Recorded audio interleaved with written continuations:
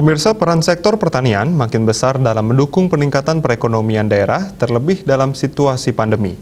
Reorientasi kebijakan pembangunan perlu diarahkan pada penguatan sektor pertanian sebagai suatu sistem.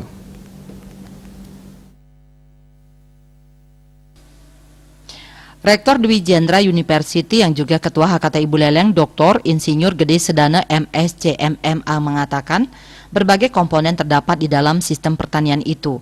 Ada petani dan kelembagaan petani, lahan usaha tani, sawah, kebun, kandang, kolam, pekarangan, proses produksi, pasca panen dan komponen di luar sektor pertanian, irigasi, transportasi, lembaga penyuluhan, serta lembaga penelitian. Berbagai masalah dan tantangan telah dihadapi oleh para petani di Indonesia termasuk di Bali. Di antaranya ketersediaan dan kualitas air irigasi, kompetisi air antara pertanian dengan non-pertanian, harga input pertanian yang relatif mahal, serangan hama dan penyakit, serta fluktuasi harga produk pertanian. Ini dapat memberikan dampak pada kegagalan panen sehingga pendapatan petani menjadi sangat rendah.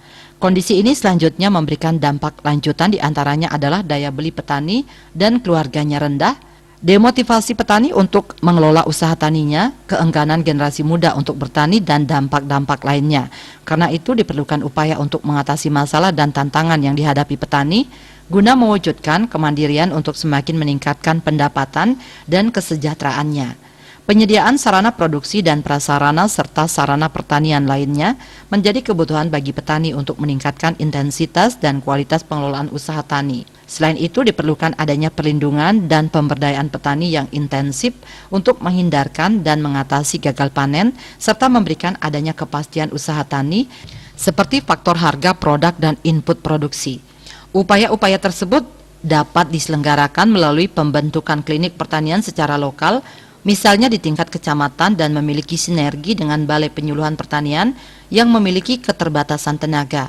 Melalui klinik pertanian, para petani baik secara individual maupun kelompok dapat melakukan konsultasi terhadap masalah pertanian yang dihadapinya.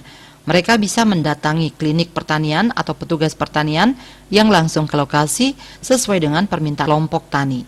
Wartawan Bali Pos melaporkan.